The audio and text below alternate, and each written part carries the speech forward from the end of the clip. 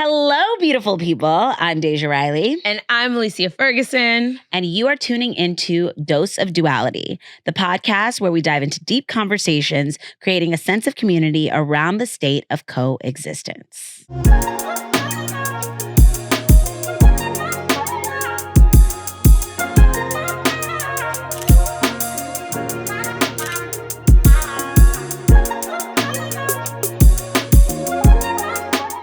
What up, Alicia? Hey, Boo. How you feeling?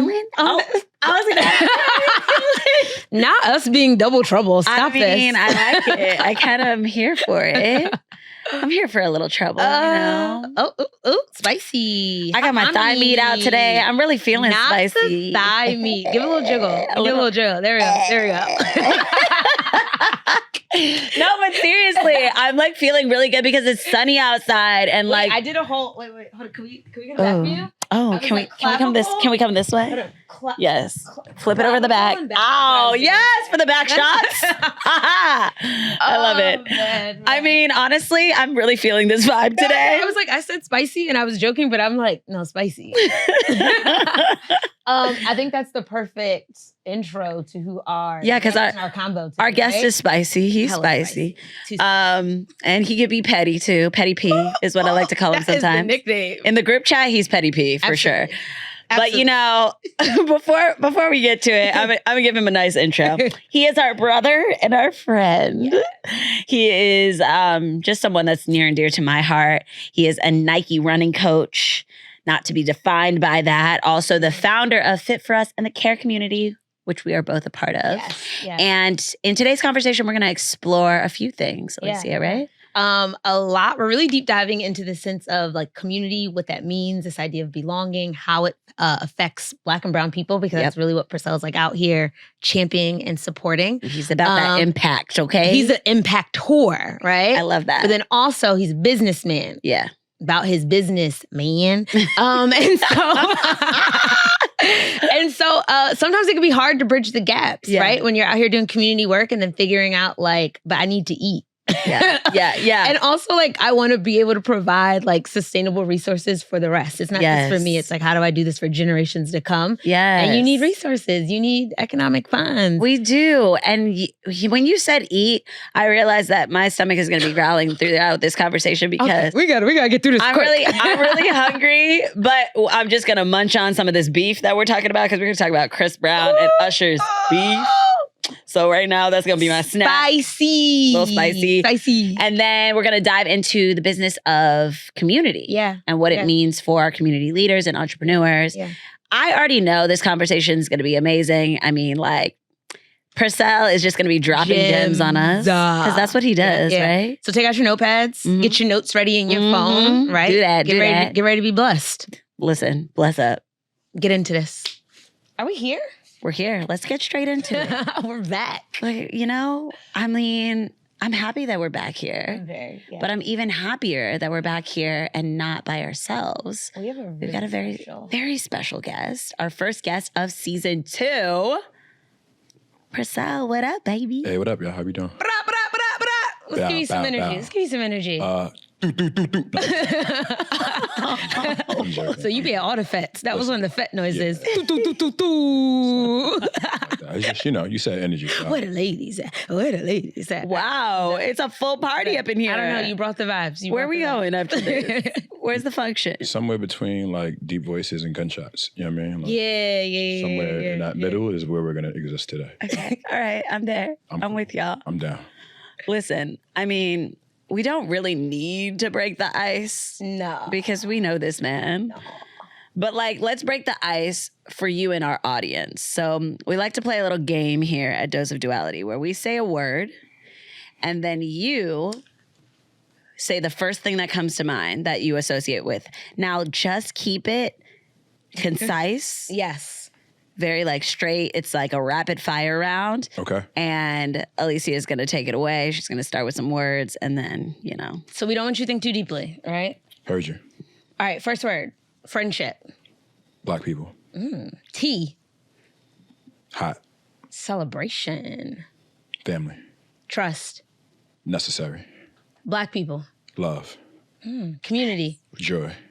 BIPOC. Hate it. I feel you on that. Woman. Love. Black woman, love. Vulnerability. Sometimes. Okay, group chat. Sometimes. Toxic. Nah. That's such a strong reaction. Nah. That was so good. Okay, health. Everything. Masculinity. A spectrum. Nike. Work. Okay. Yo, the funniest thing was... Okay, one, how did you feel? What, in terms of those questions? Yeah, just as it came up. That was fun. Okay. I enjoyed it. It was it reminded me of this podcast where it's like he'll give him like two options and he got to pick one, but they're like really tough things. Oh yeah. Noriega's podcast. Drink. Oh yeah. We love Drink Champs. Yeah. Shout out to them. But yeah, that was cool.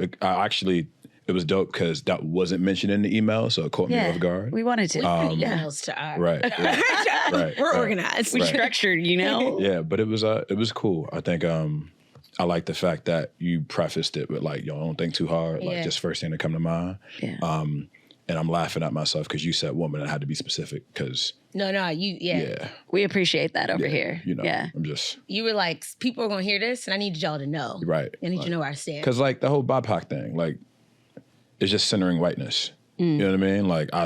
Like, no, name it. Like the person is black, the person is, Indigenous, Cuban, indigenous, like whatever it is. But like, let's not, like, we don't call them anything other than white people. So why are we gonna like group everybody else into this like, thing? Yeah. Because it just doesn't make sense to me. So I'm not a fan. I'm not a fan. So like, okay, in terms of talking about groups, because I want to take that a little bit further. So we talked about like, grouping people together in BIPOC, right? And then like we group people together in various different groups, just like in society. Like if you're talking about like LGBTQ plus, that's grouped in. Like why are you opposed to like grouping everyone together? I just want your perspective on it. Yeah, I think because it essentially...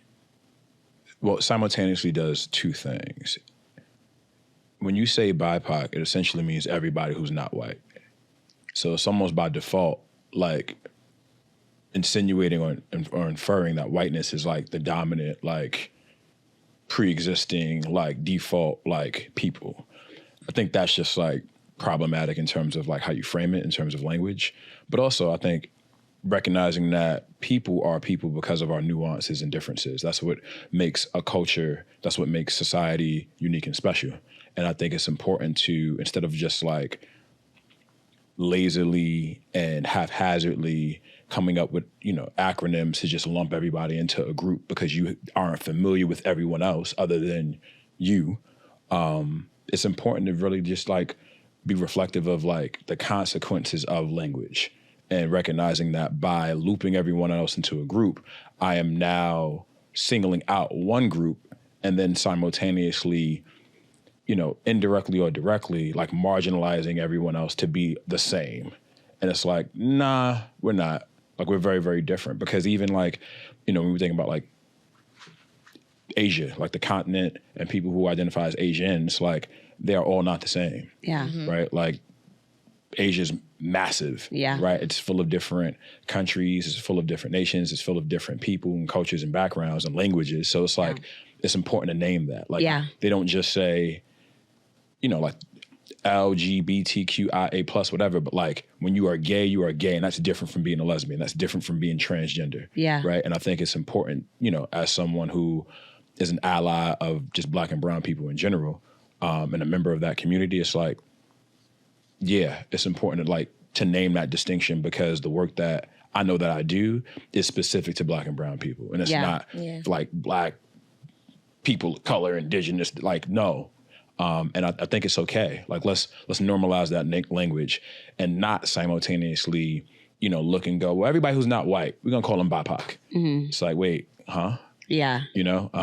But I do recognize that part of, our job and how we show up in spaces is to be very much like fluid in language and our understanding to explain it both externally to folks in the community, but also simultaneously in these rooms with brands and partners who might use that language and think that it's okay, and very much not necessarily doing a bad job in terms of advocating for a set group, but it's important to just have a mindset of truly not being exclusive by attempting to be inclusive. Yeah. Right. Yeah. And I think sometimes, that ends up being the outcome. So it's important to just say, nah, man, it's Black folks. It's okay. Yeah. Like it doesn't mean that it's like, when I say Black, it don't mean that it's like militant.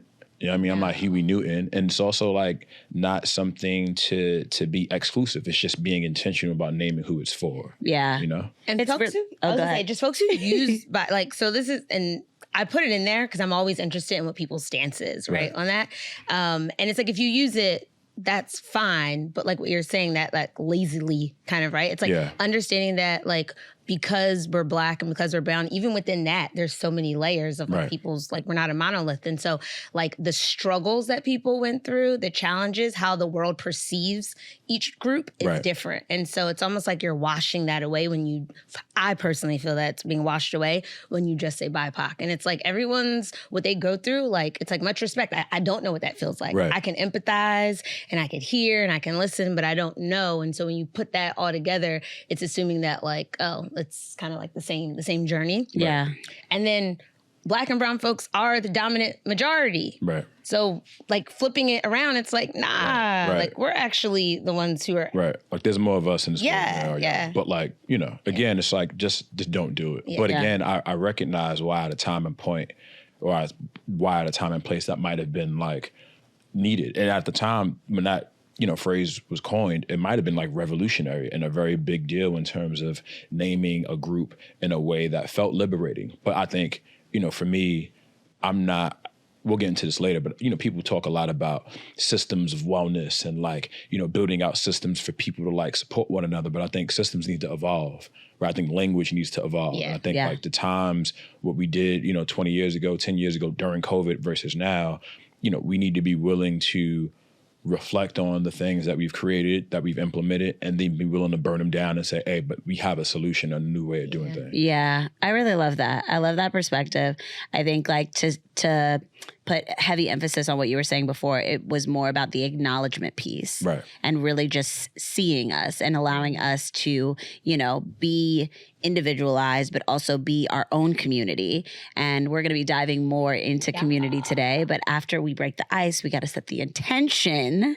So this is another part you don't know about our show, unless you've been listening. I was gonna say. I was like, have you been? All right, let me not put you out there like that. I knew there was some stuff that was gonna like, being here, but I told myself I wasn't gonna like ask y'all about it. I was gonna like just let it, because I know we homies and we can talk, but it was like, nah, let's he gonna come out like, so you ain't gonna bring out the attention cards for me, right? Everyone else gets attention cards. I ain't gonna hold y'all. If it didn't come out, I was gonna be like, wait a minute, hold on, wrap it up. Would you have done it on camera, or would you hit the group chat? No. I would have said. Oh, you said on camera? Okay, cool. We haven't gotten into discussion yet, but this is about to be the realest episode y'all ever had in your life. Just checking. Wow. Just checking. I mean, you're going to set the bar pretty high for the season. That's I've been doing it my whole life. It's cool. You know what? Come through with that energy. It's the confidence for me. So for everyone who is audibly listening, we're narrating the cards now. I shuffled the deck. I did a few shuffles. Shuffle. Imagine them shuffling. When you go forward, I got you. Okay. So now Alicia is laying out the cards on the table. She's doing a nice swipe across the gradient. I already know what card I want. Oh, okay. I love this. And P is ready to go in for the first card. You gotta take a deep breath. Take a deep breath. Just ground the energy. Shake it off. Not that stale breath that you took. Oh, yes. Oh, he took the chewed up card. I knew you were gonna. I love a. You like something rugged and just it's character tarnished and a little. Art, you know what I mean? It's lived a little life. The Basquiat. Okay. Right. Let me. And it's very much like I am capable. You not yet. Oh, sorry. He was ready. I told you. Your show now. I told you. I came and locked in today. He said he had 2 episodes ready. This is show now. Okay, so Deja's reaching forward. She has the multicolored nails on today. All right. P, we'll let you go first. Yep. I know you're ready. I am capable. Obstacles are only as large as I believe them to be. I can achieve anything I desire with comfort and ease. I have all the necessary tools to reach my goals. When I lead with positivity and love, helpful people show up to aid my endeavors. I am capable. Yeah. Does any particular part of that card resonate with you? Yeah. All of it? Mm-hmm. All right. I like it. I mean, all of it. It was, I mean, when I picked it up, like I knew it was going to be a vibe, and and it was. It's very much a mindset in a space of existence for me these days. I like it. All right. If it would have said I'm a bad bitch, I wouldn't have been mad either. Yeah, well, that's, you got the pearls on today. Right. So you came through like. I had to tell y'all, like, y'all see this you haircut? You embodied it. The haircut, the pearls, the chain. Did they see the side? And the hat. They didn't see the hat. The camera can see the Like, sides with the. see, I knew I was sitting on the left. That's why, like, I'm not playing. You planned this out. You know what? Honestly, it's the detail. Wow. Did you pick this one? This is 3 days in a row. Okay. All right. Hey, listen. we got it. Here we go. Apparently, I need to open up my chest a little more. I mean, I was trying to tell you earlier, but More clavicles? Is it enough or not? Okay. I am open. Vulnerability is my strength, not my weakness. My openness attracts those who are beneficial to my highest good. When I lean into my feelings, I'm honoring my truth. When I communicate my feelings in a loving way, I'm speaking my truth. I am open. I just keep getting it, so I haven't learned the lesson. Deja, it's your turn. You're gonna keep it brief? Clearly this is her not receiving the lesson because she passed it off to you instead of actually like reflecting and talking about it. It's cool. Maybe she's not ready to share. And that's fair. I've been reflecting a lot. I think it's there's levels to it. And so I thought I reached like the bottom, and I'm just getting a signal that it's like, no, there's more. Keep digging. And that's just where I'm at. I'm like, dang, all right, more work to be done. I'm over it. Deja, tap in. Okay, well, my card has also lived a little life, so I can read the top part. Love that. And then we're just gonna let it be. What do you think it would Okay, say? I could. Right. I'm gonna try. I am free. I release myself from the thoughts and feelings that have held me back. Something about self-doubt. There is no self-doubt. Okay, there is no self-doubt. I do not harbor or hold back. I am free. There we go. Boom. I love it. Boom. I mean, honestly, I didn't really know how to freestyle that. Been out the rap game for a minute, I think that was a good idea. Yeah. You ever heard the songs that Deja and her sister made? Oh my gosh, we're not doing that today. Oh my goodness. The intention has been set. We aren't going here today. Do we need to link them in the comments or something? Because I have not heard nor seen. I think the people that are here, they probably already know. And if they don't know, the evidence is on YouTube and all over the internet. Come into our stories. I must say, but the looks they were serving. Like they was eating, like visually. Was it matching? I mean, no, we all have our individual personalities. So like the TLC vibe of the... It was kind of giving a little. It's not that I'm not proud of this moment in my life. Yo, you put her on the spot. She's like, we were not going here today. But I walked into the trap. I said, like, I've been out the rap game for a minute, and then here it comes. No, it was a different chapter, a different time. I love my sisters. They're like my best friends. So like, it was really great to bond with them. I don't know that I ever really wanted to be in the music industry, but I wanted to do something like special with my sisters. I wanted to be in community with my sisters. That was it. All right, we're still gonna put on the stories though. We can, it's fine. It's a good time. It is a good time. So we broke the ice, we set the intention. P, we have this new segment that we've been, trying out. This is only the second time. And we call it The Dose. And so this is where you give us a little bit of like what might be going on in the world, and then we just have a simple discussion about it. So what's on your mind today as it pertains to community? Yeah, apparently, allegedly, according to the Shade Room. I love that word, allegedly. When we tell stories. Someone who is extremely talented and famous by the name of Chris Brown. Love him. Apparently got into a physical altercation with one superstar, Mr. R&B himself, Usher Raymond. Also love him. And it was a thing. And it made me think, like, damn, like, can homies like coexist and like, you know what I mean? Like, yeah.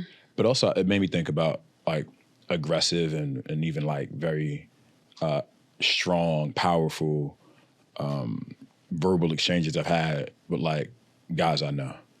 And the moments where that person was my friend, and we had rapport, like we were cool, or they were like a real close friend of mine, we'll be able to come back from it. And that idea of, what is the line between like healthy dialogue and like toxic kind of like, destructive like behavior and exchanges with people. Yeah. And are we giving ourselves and our, just ourselves, our family, our friends, like the space to kind of like come back from that and move forward and what that looks like. Yeah. Because it was kind of just like, oh man, like some people were saying it was an actual fight, like he got jumped. Other people were saying that like it was. What's the Shade Room saying? I don't know. Like, okay, I'm gonna pull it up. I didn't see it on the Shade Room, so I want to know. Usually they give a very thorough because I already know. Because, like I said earlier, this is Black People CNN. This is our news outlet. But come on, we all know this is like it's like I don't even go to CNN status. It's either Twitter or it's like the Shade Room. If they're not reporting on it, it didn't happen. Like they have to report on it first. Okay, so I'm gonna briefly go over this. They were having Usher threw a birthday party for Chris Brown. So this makes it feel even a little more like, come on, bro. If this is true, allegedly, it feels a little weird, right? Chris Brown allegedly disrespected Tiana Taylor for unknown reasons. And people were like, yo, calm down. Like, that's tea. Like, don't do all that, right? And then Usher stepped to him like, come on, chill. And then Chris Brown, he yells out, man, you a coward. And then he left the venue, started heading to his tour bus. Usher is like, you saying this is my bro, this is my homie. I'm gonna come after you. Let's have this conversation. And then Chris got a little disrespectful, allegedly. And then his crew allegedly jumped Usher. Yeah. I mean, what? I don't necessarily believe all of those details to be the case. Who was giving the play-by-play? Yeah. I mean, the thing is, there's like footage of Chris Brown like and having words with Tiana and then Usher being like, chill, and then Chris like walking off, then that's where it cuts. Okay. But I would say, I know one, I've seen an interview with Angie Martinez and Tiana Taylor, and she was talking about Chris Brown and how close they were, like brother and sister. Yeah. So I don't really, they say disrespected. It's like, that's a word that's, to me, is very vague. Yeah. Because like, I've said, like, hey, that's just not a good idea. And someone told me that was disrespectful. And I'm like, wow, the bar for your feelings to be hurt and like feel disrespected is really, really low. Or they were simply just in their feelings at that point, and it wasn't actually disrespectful if you like look from the outside. Pull back, looking from the outside, looking in, and you just state what was said on your side and what was said on your side with no particular tone. Right. It probably wasn't disrespectful, but like if my feelings are already hurt, or I'm already feeling away, then like the things that you say to me may or may not trigger me. Right. And when alcohol is involved, or if there's drugs you don't know, but if it's birthday party, like that's going to heighten that. And so now the lens at which I'm looking through this has already been skewed. And I think with brother-sister relationships, because that's how like it seems like Tiana and Chris are, again, like the jokes can go to a degree where you're like, that's normally funny. I'm not having it right now. Yeah. Right. Like I had a few drinks. You're doing this in front of people. Maybe that's a comment that we say when it's just us. Right. But this feels like not the space for it. And it can definitely get elevated. And Tiana's from, I would say Brooklyn. She's not from Brooklyn. She's from Harlem. Right. Disrespect. Right. Let me run it back. She's from Harlem all day, right? And her energy can get aggressive too. Right. And same with Chris. So I even imagine if you removed the party and you removed alcohol, if there was drug usage at all, like they just are passionate people. Right. But like, let's also talk about the part that like, you said that you heard T in an interview talk about them being like brother and sister. In our community, when we are like brother and sister, much like our relationship with you, right, there are things that happen that just would happen in like a normal like sibling relationship where like we're gonna brush that off. We're gonna be laughing 10 minutes later. Right, yeah. Right. Like, so who really knows like what happened when he left the venue? Right. Like, did they get on the phone with each other? Did they meet back up at the hotel? Like, we don't know any of that, which is why I'm also like, I don't really lean into this hearsay and like he say, she say. Also, if I can't call the person up or I wasn't there, like I'm just not buying all of what's put out, you know, on social media or like out in culture news. Yeah, I agree. Like taking it like out of this context and like taking it away from it being these people. I think like what the focus here is the idea of like being in community or being in these very close-knit relationships and like how do we handle conflict or how do we handle moments in which like, yeah, it might have rubbed me the wrong way, but like, was it really that deep? Right. Like, are these fighting words? And like, if they are, then like, do we fight fair? Like, how does that really go down? Yeah. I feel like I'm a very self-aware person. And I think I recognize that, you know, when I walk into a room and when I'm having an exchange with like someone I'm really, really close with, that we're probably communicating on like a frequency that everyone isn't probably privy to, you know, like I know y'all. So we could talk to each other in ways that like are very candid and like to the point and very direct. And imagine if, you know, the next time we all do like a dinner and we invite somebody who like don't nobody really know, we all kind of look around like, how honest can we be in this moment, you know? And I feel like this is probably an example of like them having like maybe like an honest dialogue or maybe an exchange that normally isn't a big deal, but there's cameras around, there's people around, and not everyone feel like they gotta like interject, or even just like, you know, they're aware of it. But I feel like me personally, I've gotten to a point where I actually won't say anything. Like I'll name the fact that I don't have the words to communicate in a way that is healthy and or going to contribute anything positive to a conversation, which is code for me saying I'm finna shut the fuck up because if I keep talking, I'm gonna say something I can't take back, right? And I think for me, I recognize that, you know, I'm really good with words and I also can be petty and that's not like a proud thing for me to name. Like, oh, I'm the pettiest. No, I don't want to be that to people I care about. And I think that I'm mindful of recognizing that sometimes you might be able to apologize for something, but you can't apologize for how you made someone feel. And they're going to remember that moment. Like, I know me. Like, people have apologized to me and done things that have hurt me, but I've never forgotten. Like, I could tell you what I was wearing that day. I could tell you what I ate that day. I could tell you, like, the time. Like, I remember it vividly. You remember details. Because I remember feelings, right? So it's like, if I'm aware of that and I know that's how I feel, I'm very mindful of how I contribute to someone's feelings. And I'm very sensitive to the fact that, like, if I hurt your feelings and it's unbeknownst to me, then I'm really quick to apologize. If I hurt your feelings en route to communicating something to you that I know inherently is going to hurt your feelings, like, I'll temper my tone and approach to saying it because I know that what I'm actually saying, the content of it really can't be altered in any way, right? Like, it is what it is at that point. But I'm just mindful and recognizing that when I care about somebody, when I love someone, there's just certain ways I'm not going to engage with them because if I do, there's no coming back from that. Like, at least in my mind, like there's a certain line I'm just not going to cross with you because of the respect that I have for you, the love that I have for you. And if I feel like it's getting to that point on either of our ends, I'm going to name that in that moment, I don't have the words and I'm going to step back from it and we can pick this up at a better time to actually have like a healthy and productive conversation. Because I hate arguing for the sake of being right. Yeah. Like, I'm not trying to prove a point when I'm talking to somebody I care about. Yeah. I'm trying to be understood. I'm trying to understand. And once we arrive at that common ground of me understanding you understanding where I'm at, I'm good with the outcome. But this whole like, I just want to be heard nonsense, it's like, well, if you want to be heard and I want to be heard, but ain't nobody listening, it's not actually like a conversation at that point, you know? Yeah. Yeah, no one's actively. I was going to say, I think in intimate relationships, I do enjoy the space that's created where like I can show up fully, even if it is like these big emotions, right? And so you still need to be mindful that you're not being offensive and you're not trying to be harmful in the things I'm saying. But Yeah, like there's sometimes you need to be PC, but then there's also times when like if I'm with my people, I'm like, yo, this is raw, this is real, and this is how I feel. Right. And so being able to have that and have those relationships where you know that's okay. I think that's a boundary thing. So you should know where that's appropriate, where it's not appropriate. Yeah. All relationships aren't created equal in that respect. And time and place is a huge like layer, right? And on top of that.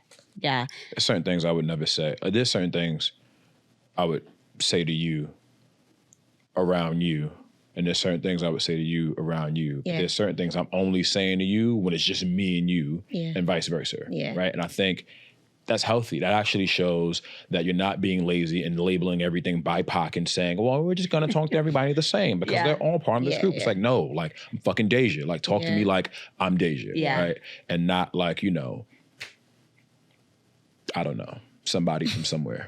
I really appreciate that about you though, P. And I think that I've gotten to actually see that played out over time as we've continued to develop a relationship. And I think the baseline of it is care. And so I also was not surprised when you pulled this new beautiful thing that you've created out of Fit For Us, the care community. And I want our audience to hear a little bit more about that. So talk to us a little bit about Fit For Us and its relation to the care community. Yeah. I feel like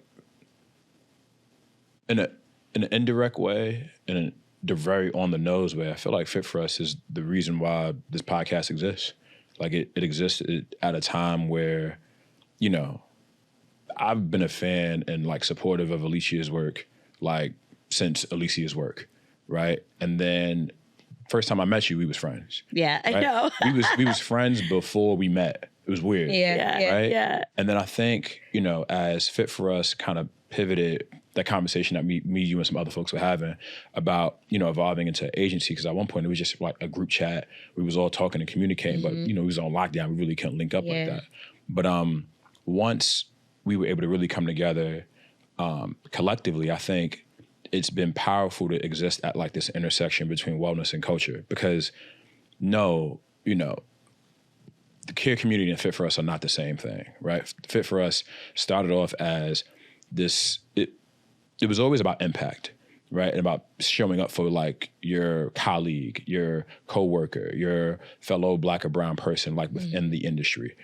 But I think I recognize that was very short-sighted and not necessarily hitting the mark in terms of being impactful for people outside of the actual industry, right? Like it was very centered around like fitness, you know, health equity and, you know, wealth equity for like trainers. And it's like, our impact is greater than that, right? And I think it was important to just be intentional and recognize that, you know, in order for this to be impactful, you know, to your point, it starts with care. Like I give a fuck, right? Like I remember us meeting up at random, you know, Mexican restaurants on Tuesday on a rainy night and shooting the shit for 3 hours, right? And we weren't doing that because, you know, we had money to talk about or we were trying to get a deal or we were trying to like make it like, nah, we did that because we cared about one another. I think, you know, when you reached out, you've been amazing since I met you. Thank you. Right? And you've been amazing since I've known you, right? And I feel like oftentimes brilliant people, because they're so busy working in their field, they don't have an opportunity to really like think outside of themselves and like grow and scale and do things that are more going to have a more macro long-term impact. But I remember vividly Deja having a candid conversation with me about like the future of where she wanted to go with her career, right? And I remember there was a very specific word that she used for herself. And at that time, as a friend, I'm thinking like, what mediums and what platforms does that like exist in nowadays? Because media looks different from the way that it was, you know, in the 90s, right? And then I remember, you know, she started a podcast before this. I remember observing it, learning it. I remember her being on a podcast episode that I had at the time. I remember being in the back of the Take Space event with you and just catching up. I remember sitting in that little Mexican restaurant over by Union Square, right? Talking about mind, body, and class pass and funds and all this stuff. And it's like, we were doing that because we were passionate and we were connected by our care for both, you know, community and both community health. And I think Fit For Us is really like it provided context and simultaneously a platform for coaches, for practitioners to build like intentional relationships where they were measured by their impact on community health. I think the difference is just that nowadays, Fit for Us is a very, intentional and impactful, like creative agency. But how we show up moving forward in terms of community programming, in terms of community outreach, in terms of the impact that we have from an event standpoint, is going to be known as the care community. Because I think it's important to recognize that that agency model is about business, it's about making money. It's about doing so in a way that partners like Kind Body, like Mind Body, like ClassPass, like Meta, that they understand that wellness is not linear, right? And then secondarily, simultaneously, it's about being able to scale and be intentional about supporting the health outcomes of our community. And that's what the care community is going to do. And I'm just excited to be a part of that. And I'm excited to share that because it's not like a one-person show.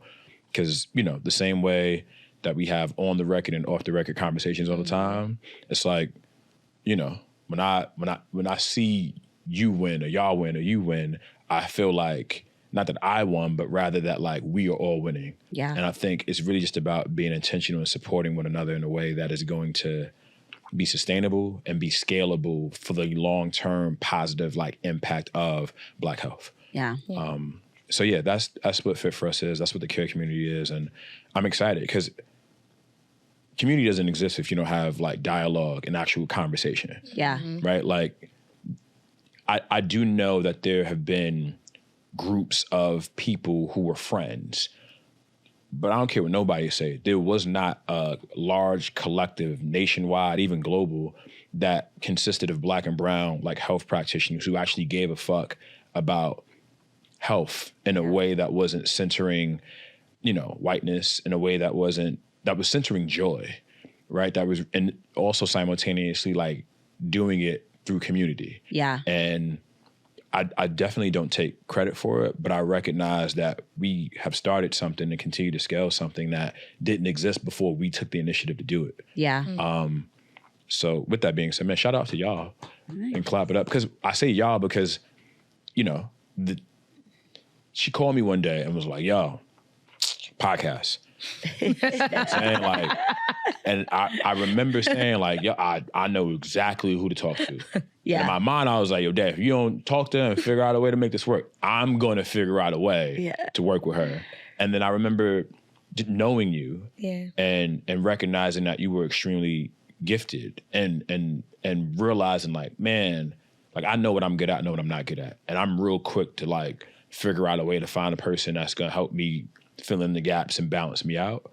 But I never forget that conversation. And I think from that point, when I saw this happen, I was like, oh man, this is fire. Like this is about to be like, top 2 and not 2. So I say shout out to y'all because I think the work that you both do collectively and individually goes a long way in furthering this idea of community health and establishing health equity and normalizing it in a way that is impactful and not just rooted in like, yo, I'm a bad bitch and I'm cute and I'm fly and I'm getting money and like that's cool, right? I want everybody to win, but we came up in a moment where it's been normalized for people to use community as a buzzword and profit off of it, but not actually be impactful in terms of how they are uplifting and supporting the health outcomes of Black and brown people. Like, it's like be an influencer, make your money, but don't actually do shit. Like talk about it, like go on podcasts about it, like write about it in fucking this magazine or on this website and get on this panel. But like when we talk to you about the work that you do and the outcome and what the people look like that the work that you do impacts, it don't be us. So, I think, again, that's the reason why I continue to uplift and name that how impactful the work that y'all do is. Thank you. And I'm just happy to be, present for it, if I'm being honest. I mean, Pete, even thinking about bringing us together, like you have such a brilliant mind, and I literally could sit here and like listen to you talk forever and like not contribute to the conversation at all. I would just be sitting here like, but it's like they're gems. There's gems to be gleamed here. And I think that's amazing. I think like what our listeners and the people that are viewing this will also wonder about is like, how did you arrive here? So much of this has been like a business model that you've been laying out over time. And like, we have gotten to see it come to fruition and see you taking the building blocks and building them up. But like, I think that one of the things that you said so clearly to me that actually kind of woke me up, even though I do use media, I wasn't necessarily thinking about the business of media, especially for like community leaders, us both being community leaders and being entrepreneurs, both of us share that as well.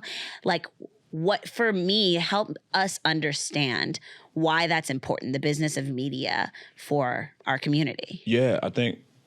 And in community in general, because I think sometimes as community leaders, like you get so focused with like the groundwork, right? That there's like, they don't even prioritize themselves and their well-being, and just like, you still need to take care of yourself as you're doing this work for like the people. Yeah. So like, how did you come up, what you're saying, like how did you come up with the business model? And then like, how do you tie those things together as well? I came up with it really by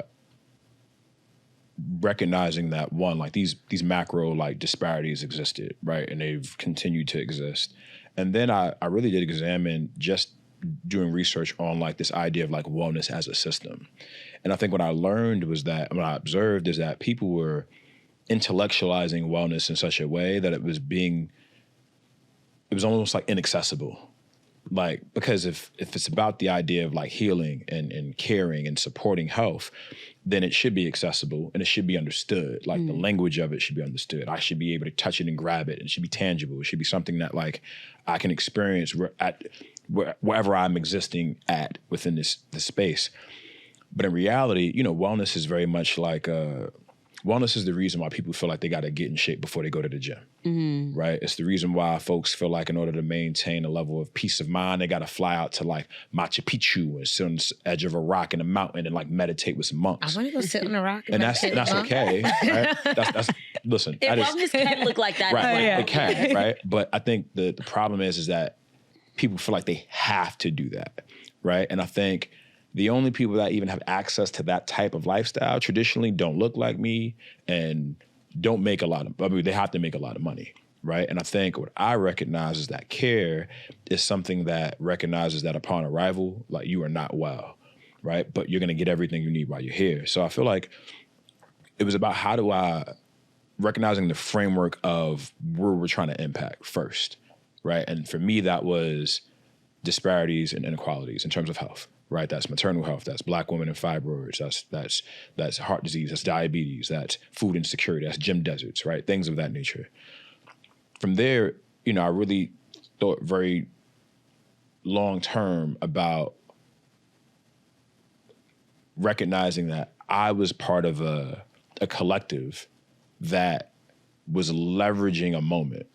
Like the business of media impacts stories more than the actual story and the content of what's happening, being told. So like that Self magazine cover, I remember being on the phone with people at Condé Nast and them saying, hey, Percell, who are your members? And I'll, 600 people, here you go, boom. And they were like, okay, now of the 600 people, how many of them have followers and are on Instagram, make reels and do all the stuff? And I was like, wait, what? And I was fortunate enough at the time, I had a friend who his agency he was a partner at an agency. He was a founder of an agency. They were acquired by Condé Nast maybe a year before COVID hit. So he had a very good understanding of their business model and how they function and how they operated. And, without going into I'll go into details, but I say like to say that he told me like, yo, P, they're going to put you on the cover of this magazine and they're going to make a lot of money from this moment. And in my mind, I'm like, how do magazines make money? Yeah. And he was like, there's a lot of ways. Like there's events, there's advertising, there's ad buys and media buys, there's placements, like all these different things. And what he essentially told me is that like Condé was going to pull in an influencer to validate this story because they needed distribution. They are not Condé, Self magazine specifically. Like they're a digital brand. They have a website. They don't do print. So the only way you're going to know about this story is on social media. Yeah. Media companies buy engagement. Like, it's the reason why when you do a collab post with like Well and Good, I'm not saying them for specifically, but a Well and Good or any platform, why your actual authentic engagement might be better than when they post about you on their feed or when they collab post with you, right? Like, media outlets have been, taking very traditional buy up, followers and engagement for quite some time. So in their mind, it's like, this story is impactful. Everyone around here is writing open letters every 10 minutes during COVID around how, Black lives this, and we need, DEIB for this industry, and there's a strike here, and da-da-da-da-da. And like, those things were great, but the framework and the landscape kind of already said this, if you do it, is going to be successful, right? Up until that point, prior to September 2020, no other fitness outlet or wellness outlet had leaned on the experiences of Black fitness professionals to narrate a story. So it was like, they obviously they had to work with me, right? Because I was the person who kind of like kicked this thing off. But then it was like, well, I recommended names and they went and picked. Then they put 11 people in a story and 8 people on the cover, and then said, oh, there's this other person who's got the most followers, the most engagement. They're Black. They have a contribution to the space of health equity, and we want them to be a part of the story. And, shout out to the homie because, he agreed to do it. But I recognize, and I think we all recognize that, like, maybe not then, but at the time, that, like, in order for that moment to be a moment, they felt like they needed all of those things to happen. And it just goes to show you that, like, I'm pretty sure, like, Deja hair done, nails done, outfit, right? Sure did. Selena Watkins is like, shout out to her. Selena's over here, like, probably doing the same thing, right? Other people who, were in that moment are all thinking about how this is going to look. And in my mind, I was thinking about a year from now, why is this going to matter? Because the one thing I do know is that when my friend told me, yo, they're going to make some money off this. They're gonna turn this into like an event. They're gonna like scale this, and they're not really gonna loop you in a way that's equitable. In my mind, I'm saying to myself, but I know that my commitment to this work goes further than just this magazine cover. So this magazine cover is gonna drive awareness to this call to action that we're having, to this moment, right? But actually having a strategy, having an event, having a series of programming and content ideas and a content strategy that is actually gonna provide not just validity, but impact to the work that we're doing so that we have opportunities to do more work and essentially have more impact. And I think in that moment, everyone was really, really focusing about like the open letter, who's going to agree to sign it, and who wrote this, and when does it come out, and what are we wearing, and that stuff is cool. Like, I remember there was one girl on the cover, I'm not gonna say her name, she didn't want to be in it. Like, I had to pay for her train ticket to like get her to come down and like be in the photo shoot because she was just like, I don't really know. Like, I don't. And then afterwards, she like, her and another girl who was on the cover like made their own thing off of the backs of what we did and what we started. And I was okay with that. Like, I was happy for them. But it just goes to show you that, like, when everyone's thinking about I'm thinking about how do we make sure we get to Z? And I think oftentimes as folks in the industry, when we think about, we all focus on being good at what we do. But what's equally, and at times, what's more important once you become good at what you do is, how do I tell a story? How do I market? How do I distribute the messaging around what I do to draw people in? And I think one of the things I very quickly realized is that you have to think about the business of what you're doing and how that relates to impacting people's lives first. And not just, I want to be a good coach. I want to be a good trainer. I want to be good gym owner, a good community builder. It's like, everybody wants to be good. How do I narrate around the goodness and the purity of what I do in a way that is valuable to a consumer? And then also, how do I utilize the platforms to drive awareness to my cause, right? My services, my product, whatever it is, so that people can engage with it. Because, Fit for Us was I believed at the time, it was finna be what it was gonna be. Like, it wasn't not about to be a thing. But I would argue that, at the time, I felt like I had to compromise what I felt like was authentic in order to have major distribution. And I think the reality is that was the right thing to do.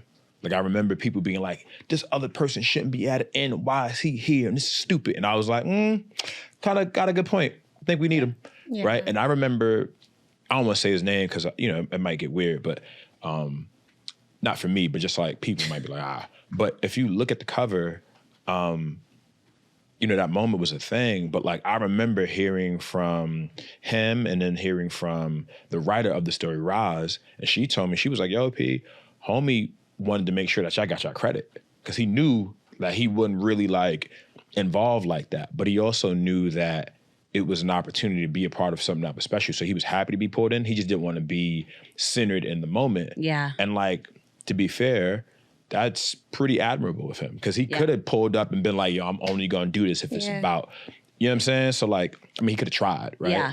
And I think oftentimes as creators, as entrepreneurs, we don't, we think like, Forbes 30 under 30, like how come they didn't pick me? But y'all recognize that like Forbes got in trouble some years ago because people had to pay for that. And they still do, right? Like that is placement, right? Like when you see Michaela Cole on the cover of Vogue magazine, when Black Panther 2 is about to come out, when you see Jonathan Majors on the cover of Men's Health, when Ant-Man Quantumania is about to come out, or Michael B. Jordan on the cover of Men's Health when Creed 3 is about to come out, or Winston Duke on the cover of Esquire when Black Panther 2 is about to come out. Yeah. These things aren't by accident, right? Like, I'm not saying that Marvel paid for them to be on the cover. I'm not saying that. But I'm saying that these people are, their likeness, their NIL, name, image, likeness, is being leveraged. Their impact is being leveraged to be on the cover of a prestigious legacy brand magazine to drive awareness to a moment, right?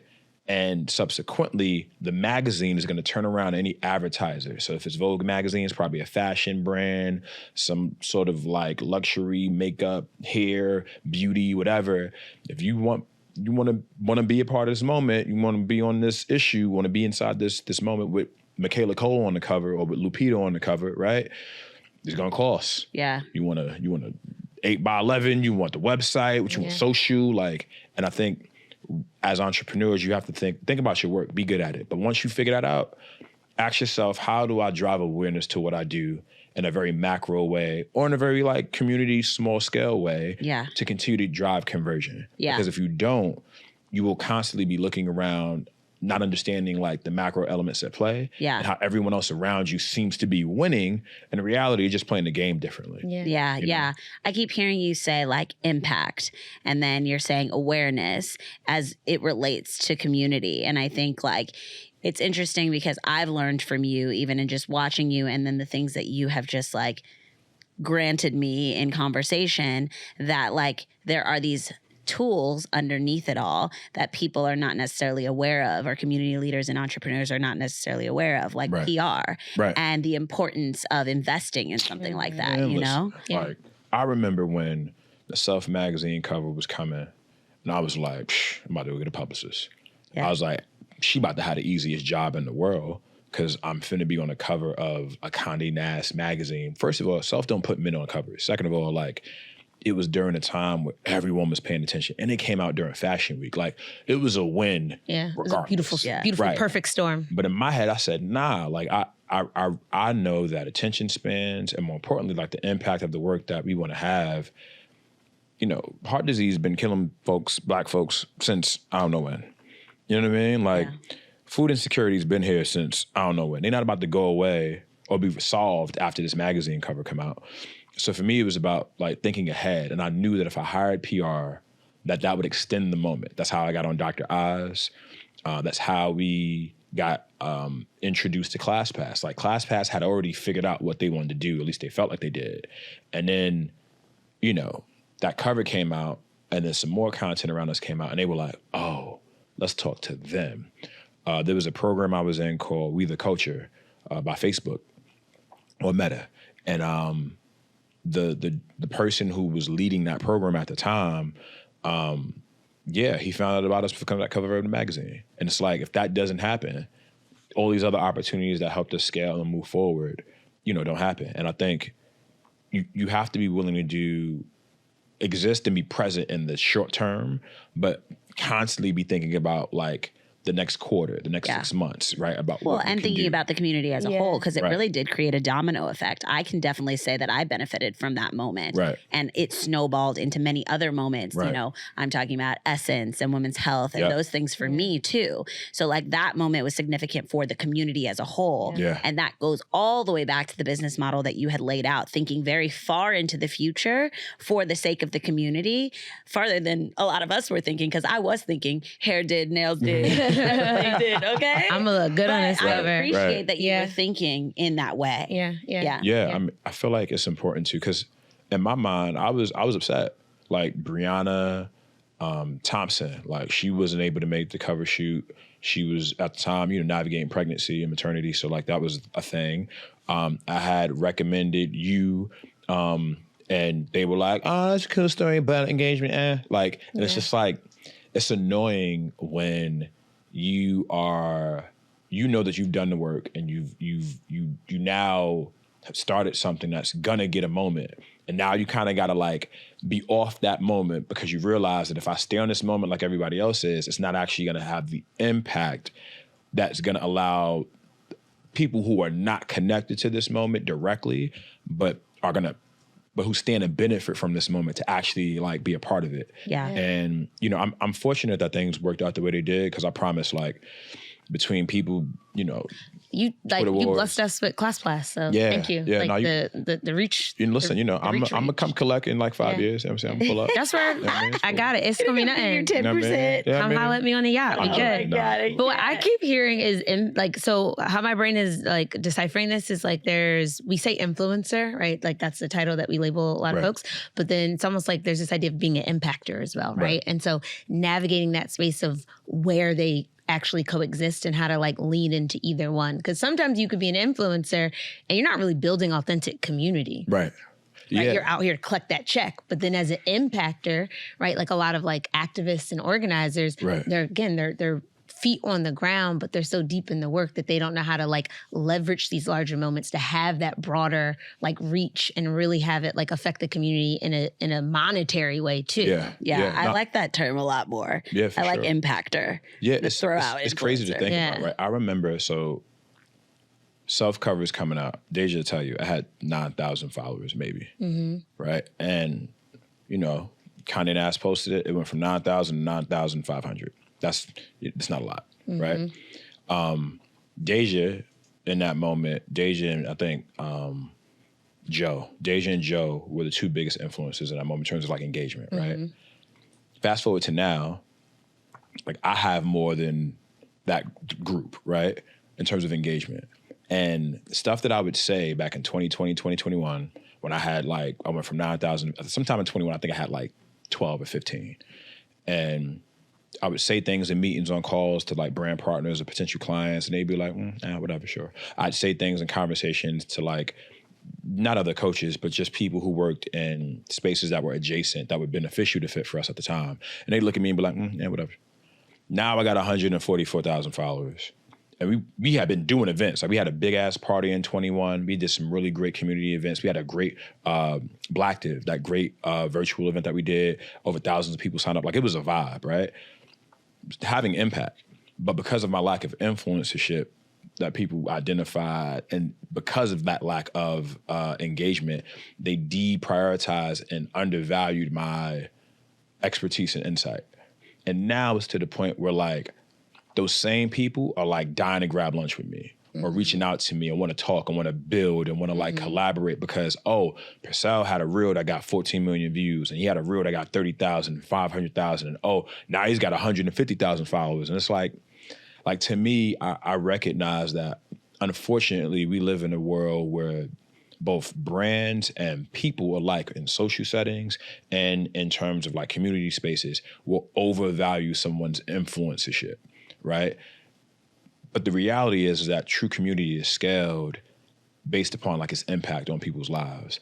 And I think I've always been someone who thought about my impact first and then my engagement second. Ooh, I like that. I think my COVID just gave me the opportunity to be more intentional about how to drive engagement, because I realized like, I just gotta approach it like this and do it like that. And I benefit from it. Like I'm not complaining, but I do I want to name and I do want to like give credit to this.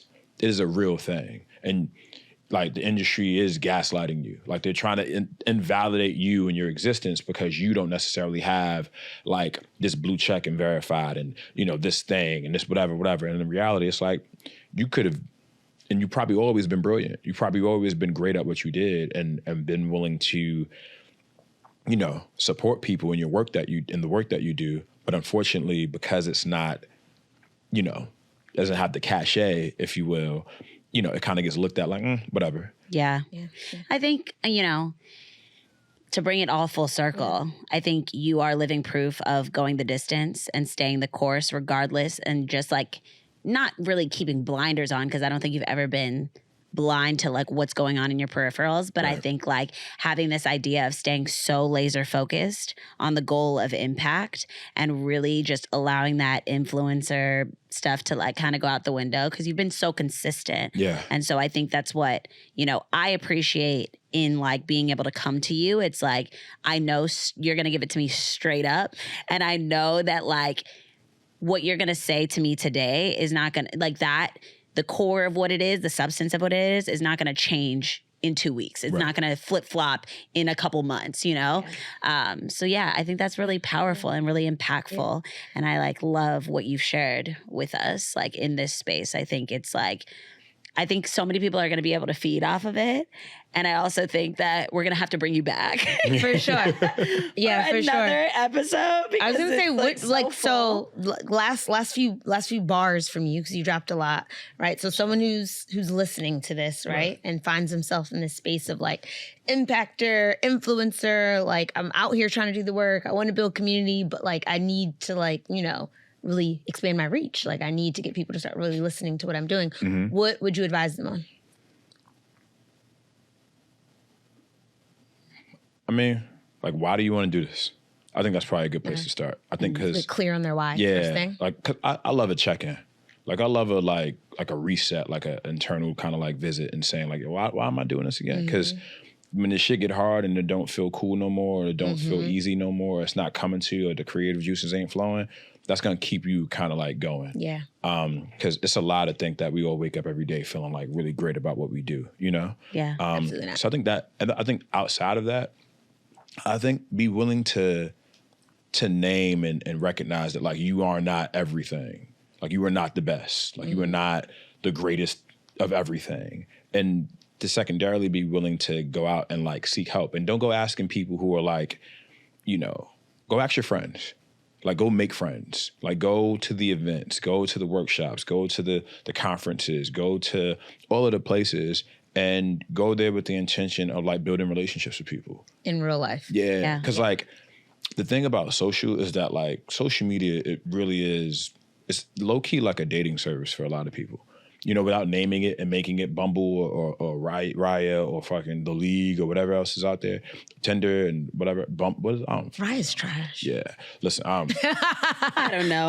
yeah. Okay, we can't even. Really, but yeah, it's like, you know, when you DM somebody like, oh, I really love your work, like that just doesn't resonate the same as you coming to my event and you saying, hey, I really appreciated your contributions to this conversation. This is what I'm working on. I'd love to talk to you more about it, like, you know, later this next week if you have some time. Like pulling up is a great way to not only get on people's radar, but be taken seriously. And because that requires a level of like sacrifice and time, resources, you got to get there. You got to, all those things. It's like, that'd be my biggest thing. And then the third and final thing, I would say. That's real community building. Yeah, that really is real community building. And I would say once you have that, right, and then I think it's all about strategy.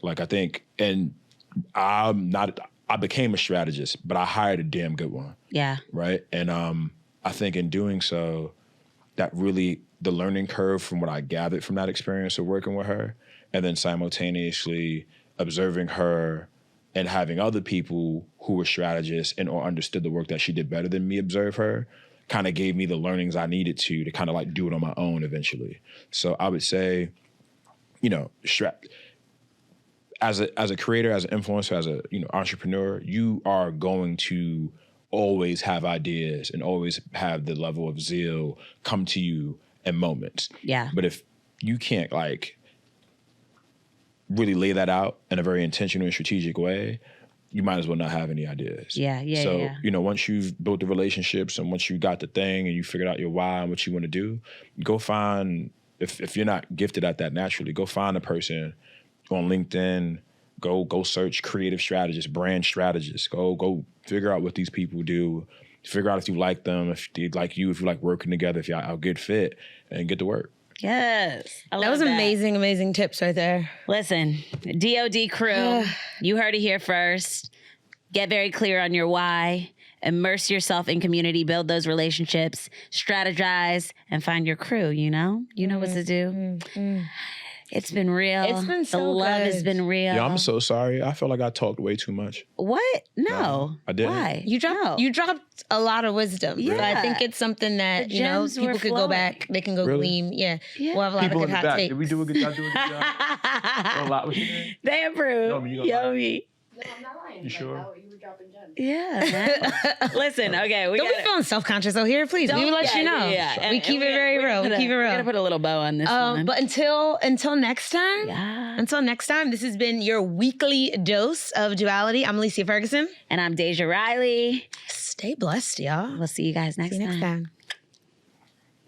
If you have enjoyed this episode of Dose of Duality, please do us a favor. Like, share with the homie, and subscribe. We love hearing your feedback, and trust us, we respond to everything. Sure do. And don't forget to rate and review this podcast. Come back again next week for another Dose of Duality.